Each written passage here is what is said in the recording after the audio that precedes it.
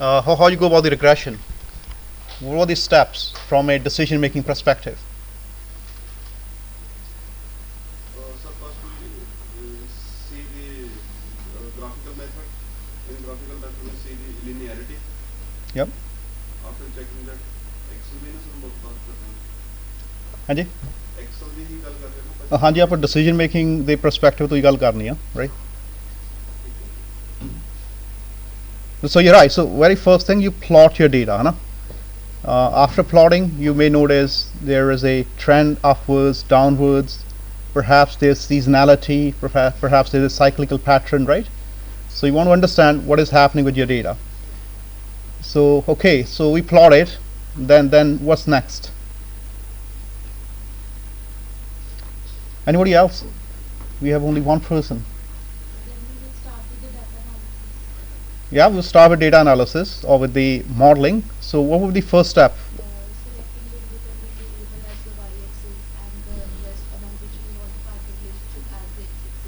Yep. So your y-axis are going to be dependent variables, and x-axis are the independent, right? So let's say we ran the regression. We got here ANOVA table. We got coefficients and slope, t-values, r-square. So what would your next step, the very first step in terms of analysis? Now you want to analyze the results.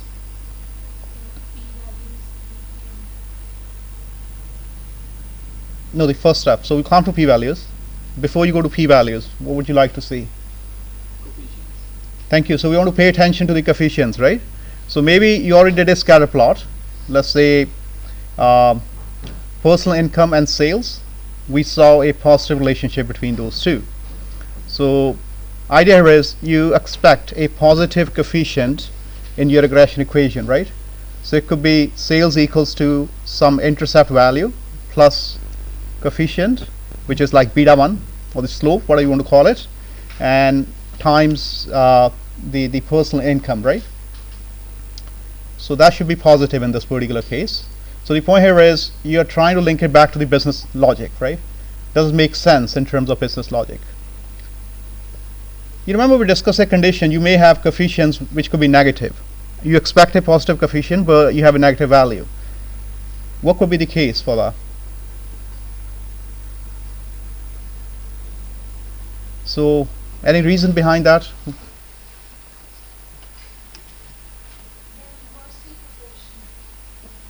No, we expect a positive relationship. We expect that if one increases, another one increases. But regression says, okay, no, it's a negative relationship.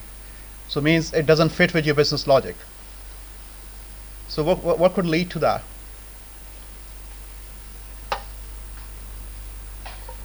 So remember we talked about the, thank you, right? So autocorrelation, right? So there could be a case of multicollinearity between the independent variables. So as you kind of put a line chart, you can also put a correlation matrix to see if there are independent variables highly correlated, right? So I think I said you can use cutoff point like 0.75. If a value is close to that, then perhaps you will run multiple regression models to see the impact, right? All right, so we are happy with coefficients. Then what's next?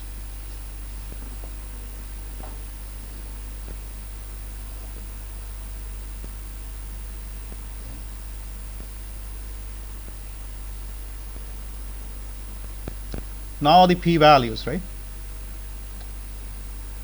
Then we check the, I think the model is significantly predicted. I think it tells the all. Then we see the r square value. Yeah. Then adjusted r square. Adjusted r square, yeah. So if a simple linear model, you will check the r square value. High r square value means your model is it can explain the variability. So let's say 0.90, we can say personal income captures 90% of the variability in sales data, right? So that's how you're supposed to explain results in a business context, right?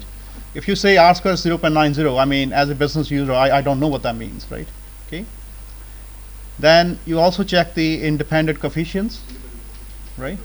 So p-value less than 0.05, it is statistically significant, right? Then we check the overall model performance. That's you check the p-value for f-stats. So that's less than 0.05, your overall model is statistically significant, right? Then last one least is DW stats for multiple causal regression, right? And multi-collinearity test for the multiple causal regression, right? Okay. And once you got your regression equation, then you can start doing predictions, right? Based on the future periods, right? Future values. Okay.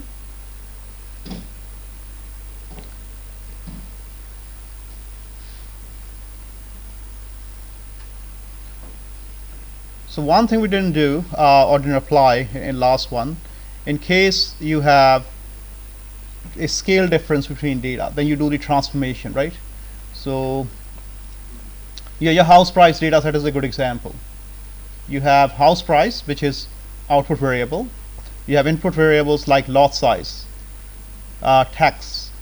Tax and lot size are relatively very high value compared to number of bedrooms, number of washrooms, right? So your model will be biased based on tax and lot size. So you want to do some scaling or transformation there, right? Either you can do Z transformation or max min scaling, right? Okay.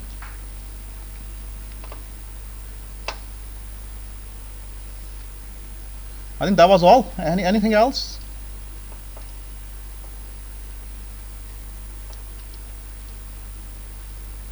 Hanji. Yep.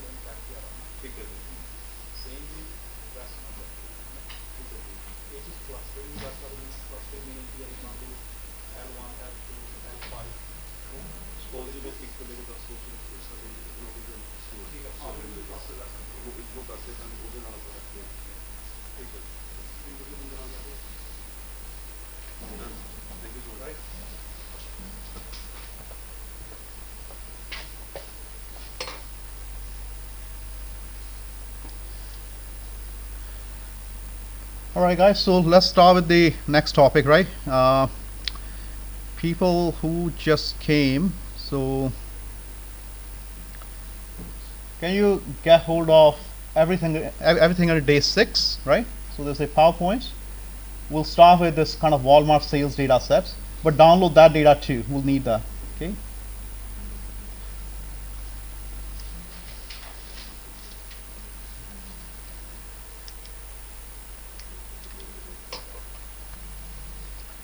Right. So anyway, today our main focus is going to be on data-driven narratives.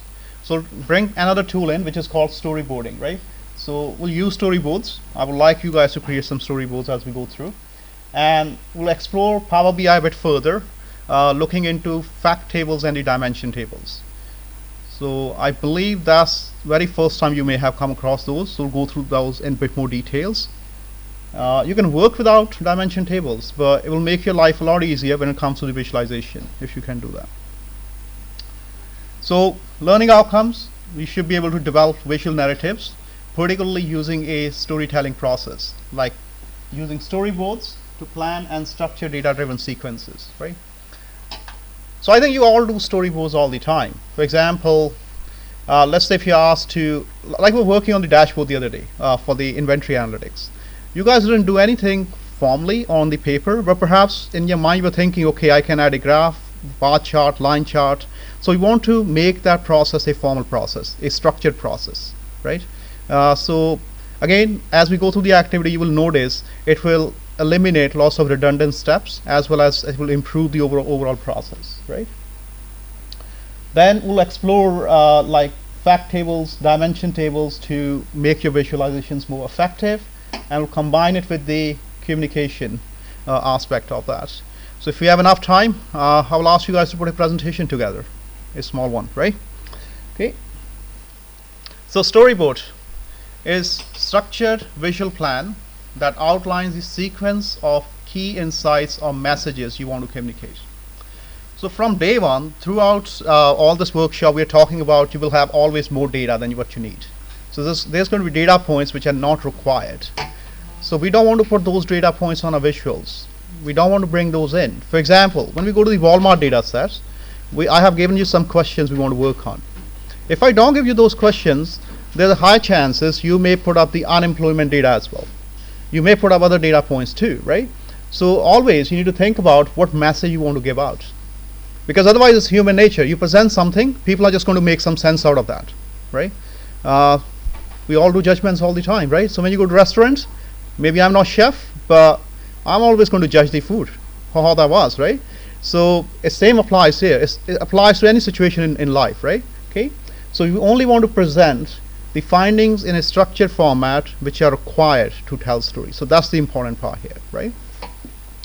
So again, we are not trying to hide any information. We're trying to do these things ethically, but it's always driven by what is needed for the decision maker, right? Okay. So storyboards ensure that the data story has a logical progression, right? Then complex information is broken down to digestible segments, and the overall visuals align with the message that we want to give to the audience, right? Have you guys ever done a presentation in your course or in anything? Can you remember an instance where your mind went blank? You don't know what to say. You were just completely lost, right? Because the problem with that is because you didn't think about the logical process. Perhaps, anyway, when I was a student, I was used to put the presentation at last minute. We do that most of the time, right? But if you have a logical sequence, there are less chances they'll kind of deviate from what you want to say, right? Okay. So any thoughts? What are the benefits if you do this? If you have a clear logical structure, if you have digestible segments, and is supported by correct visualizations, so what is the benefit of that? Presentation looks more meaningful, right? So your message to the audience is meaningful, right? It makes impact as soon as you kind of start engaging with the audience. Anything else? Easy interpretation, right? It brings clarity to your message, right? Your message is clear. So what that leads to, when you have clarity in your message, it is to the point. That brings the engagement from the audience, right? Audience is engaged better with your message, right? Otherwise, if you're just kind of beating around the bush, I mean, people will just lose, right? Okay. Okay. Storyboard, nothing complex, it's very simple. There are three main elements. You have panels or frames.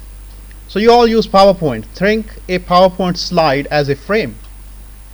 So within that frame, we will have some visual elements, and we will have some notes, what to say, right? So the whole idea here is not to translate anything to a software application to or build your final presentation. A storyboard could be simply on using pen and paper on your workbook, right? So you're simply writing down your ideas. So if I say, okay, give me the maximum sales for 2012. So my storyboard will have, okay, I'm going to add a bar chart, the time frame for 2012. Then I will just simply writing those bullet points what I need for the analysis, right? And you can refine it as you go through the process. Okay, so usually storyboards, I mean, like when you work on some projects, you may work in a team, so it could be a brainstorming session where you're asking your team members to give the inputs. What is needed? How should we do the visualization? And how should we tell the story, right? So it's a very simple process. So I already said you can use kind of pen and paper. Anything else? Any other type of storyboard you can think of?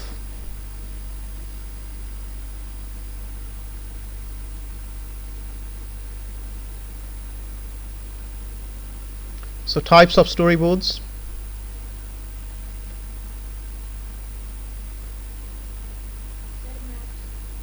Maps. So can you please elaborate on that a bit more?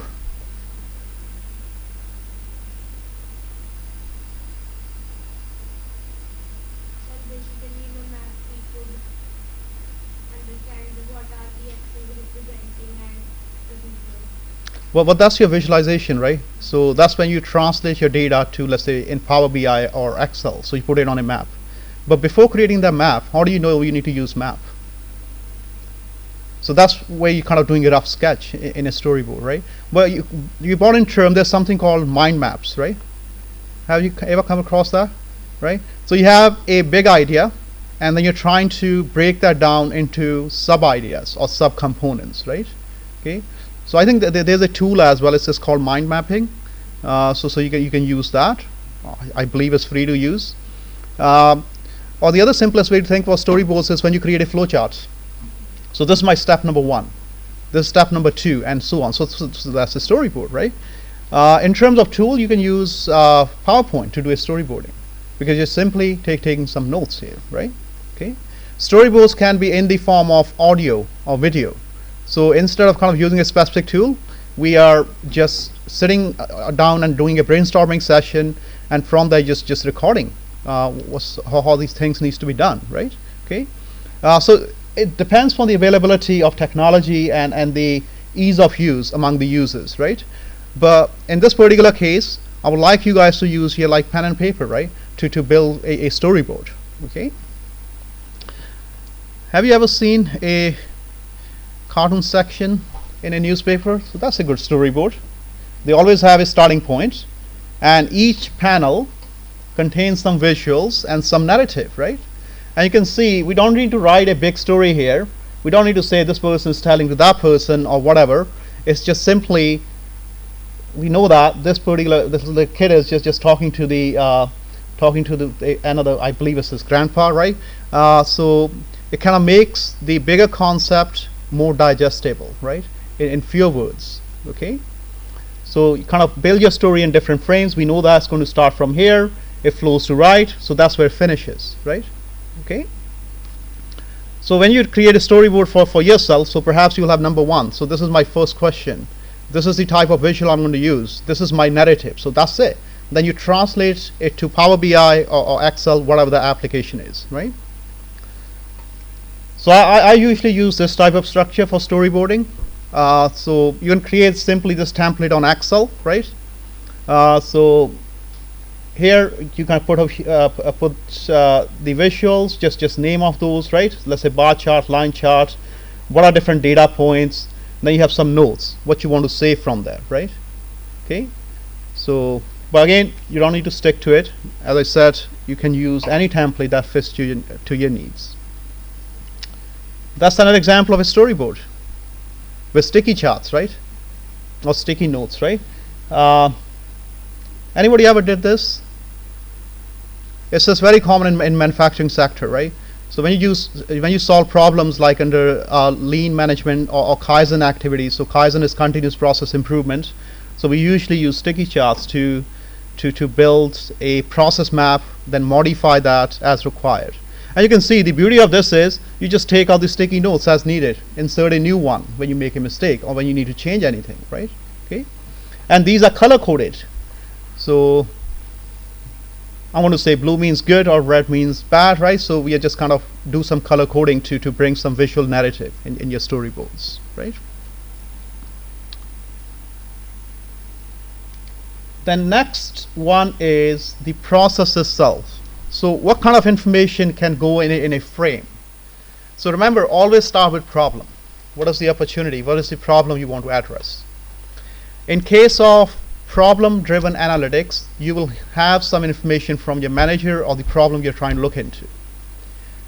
In data-driven analytics, you will start with a broader perspective and you try to trim it down based on the business needs, right? Because we're trying to look for the hidden patterns, right? Okay. And based on that, you can build some questions. You can have your hypothesis statement, right? So let's say we have sales data. So like today we will look into it has sales data, store information, this time information because it's weekly data, and then we have information on unemployment. There's few other data points. So one of our hypotheses could be as unemployment increases, your sales are going to go low, right? And then you can prove the hypothesis through anybody thoughts. What would you do from there? So let's say the hypothesis is as unemployment increases, sales decrease.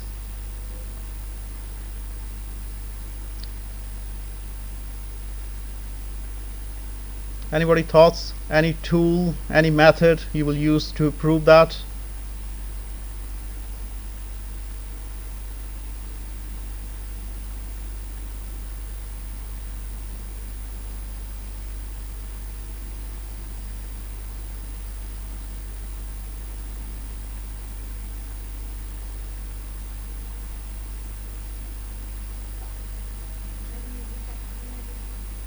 Factor analysis. So how would you do factor analysis there?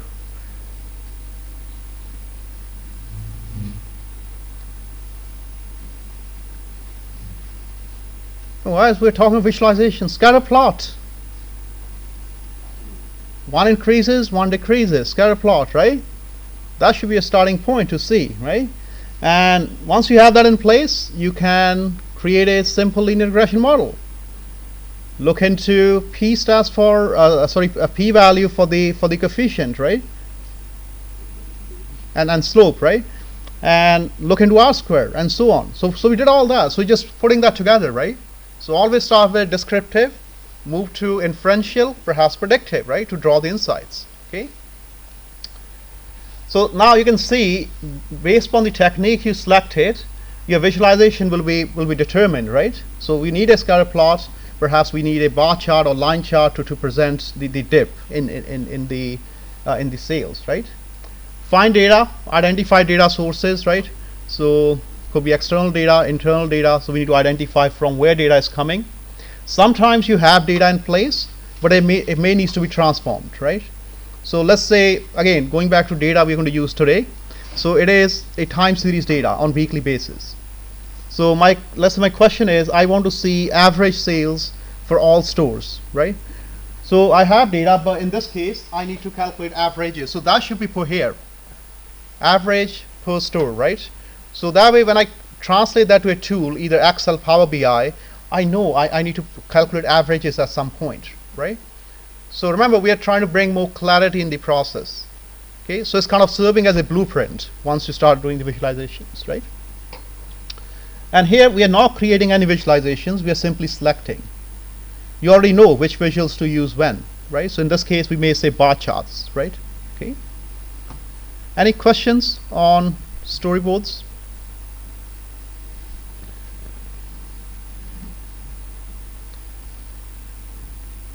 So sometimes we have fancy terms, but these are not complicated. We're doing these all the time, right? You just need to be conscious, right? What are you doing here? Okay. Some important considerations: visual perceptions. Everybody knows what is a perception, right?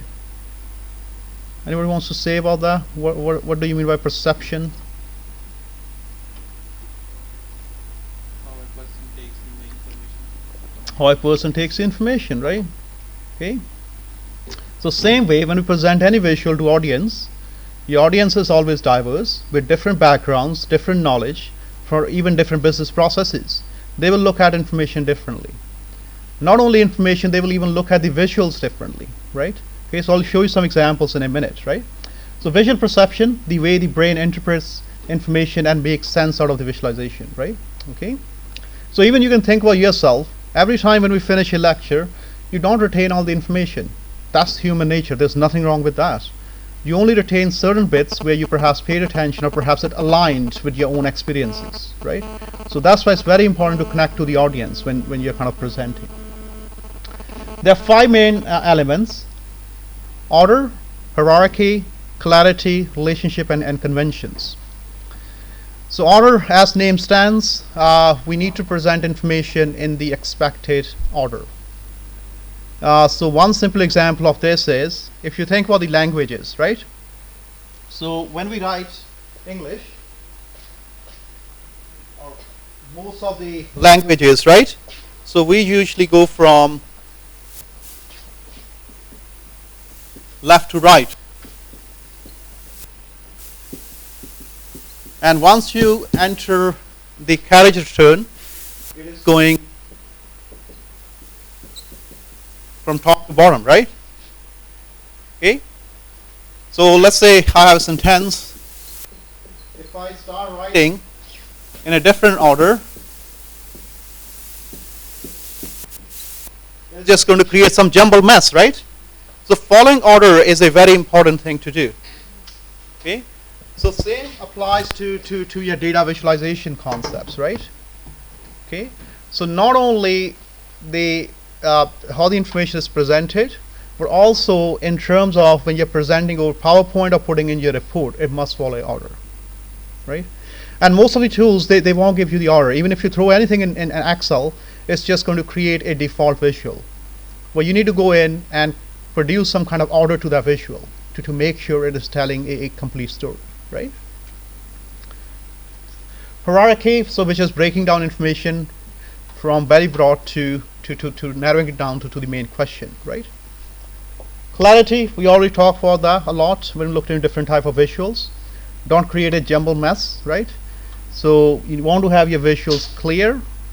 Usually we say one key message per visual. So if you guys remember, I showed you a sub-Getty chart, right?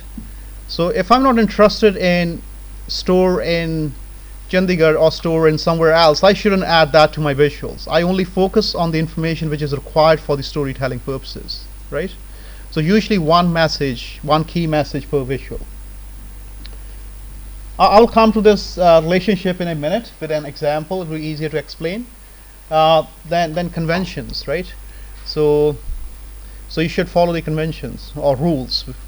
So usually for data visualization, there are no written rules as we have for the languages, but you expect certain elements in some place, right? So I'm not going to put my title perhaps at the end of the visual. It should go on the top, right? Okay. So let's look into some examples here. So I would like to, okay, so let's do this activity properly. So I'm going to give you 5 seconds in next visual. So each of you independently, I would like you to take a note of different elements in the sequence you're looking, right? Then perhaps I'll ask some of you, right? Okay. So here we go. So can you look into this visual and tell me what are the different elements in the sequence which you looked? So let's start with you. First I go with the heading, idea by year, Yeah. then with the year and other information like which place is the Legend, okay. So you went by title, y-axis, x-axis, and legend. First with the title, idea by year, then the legend, Sagotan and Thalia, and then with the x-axis around the year. Yeah, so you went from that to the legend, then x-axis, right? So let's pick up a few more. First with the title, idea, and then with the x-axis and y-axis, and then the graph shows what graph shows two different elements. So you went from heading to x-axis, y-axis, then the legend, right? So from second, Sir, I start from first of all, sir, idea will think of accidents. sorry, What is the meaning of idea? inventory turnover ratio. Inventory turnover ratio. Yeah. Okay. Sir, then from my point of view, I will see start from the years, which have the highest and which have the lowest. Okay. So you start with the year. Okay.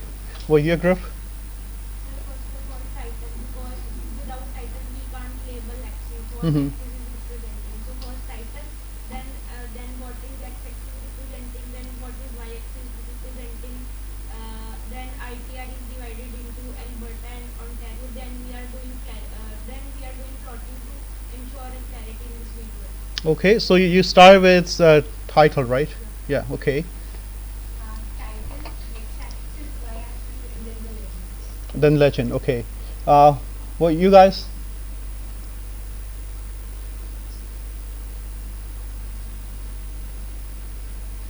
Okay, maybe not visible from that far. That's okay. But usually when I look at a visual, because I know what the ITR is, I work in inventory management research. I usually look at the high values first, right?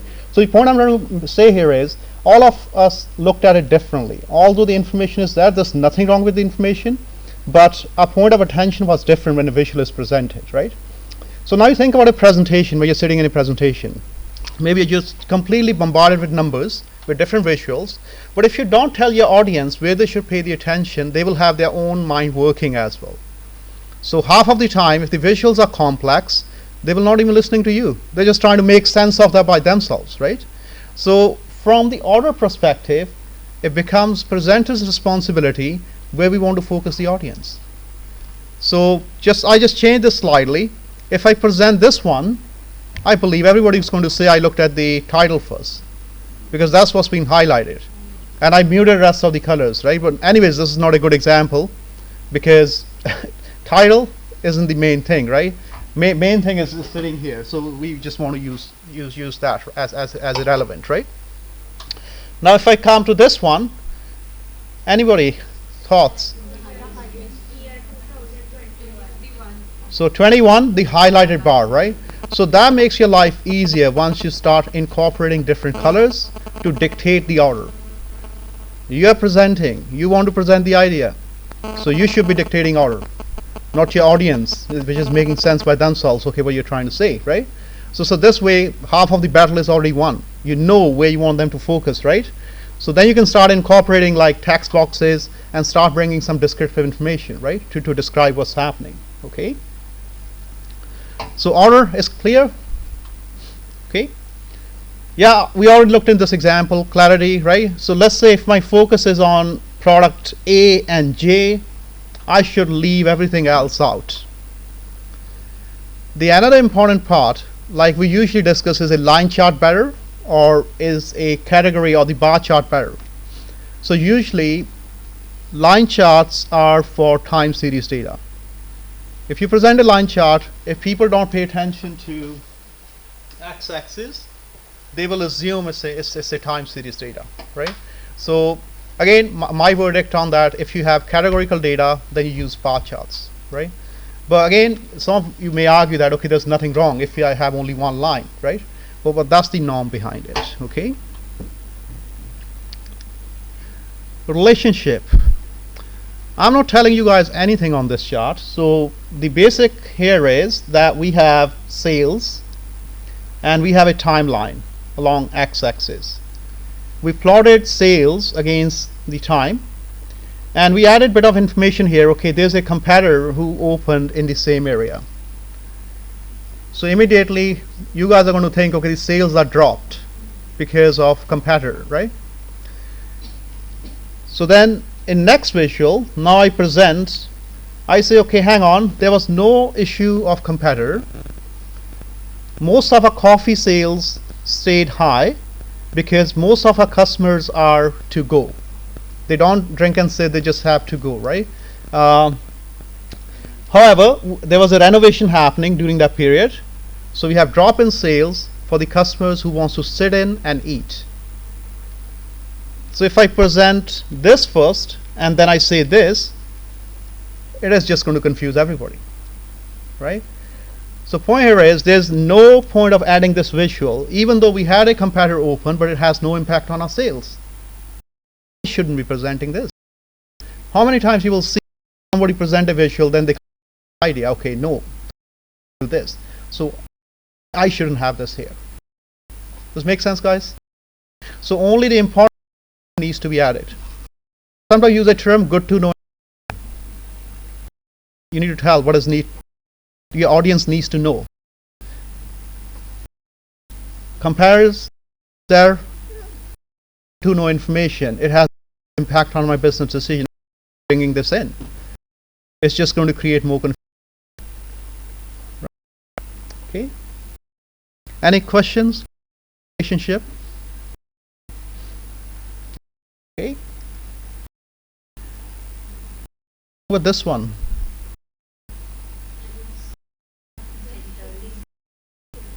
Yeah, so it's just gone there, right? I shouldn't do that. Visual where title here and legend is here to just condense, but don't do that. Title somewhere in the middle, right? So conventions, okay. If you have a bar chart going this way, you put title. Still, right? Don't move even if it's a bar chart, okay? Because there's nothing wrong, right? Everything is correct, just is the wrong place. Right, so the other example related to regions, right? We have chart which is comparing inventory for different regions. If I show you next, nothing wrong with this, right? One chart. But some of they don't pay attention here. Okay, this is change in inventory over the years. So bar chart here that we are comparing the, that's what the basic purpose, right? Okay. When we present information, not what we, it is based on what business and who is, right? I can have visuals, complex visuals. Those are not understandable. It has no meaning, right? Okay. And I've done it so many times. Paper all the times. Created a visual and it doesn't make sense, right? Very good example actually, because review our papers or they may not be in the same domain. So yeah, so we want to simplify it, right? So let's go to the dashboard activity then. So I'm going to work with Power BI, right? So there's a data set, I think it's called Walmart sales. So let's get that.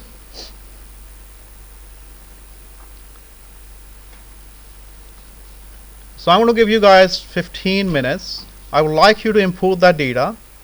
There are issues with that data. So let's rectify those errors first.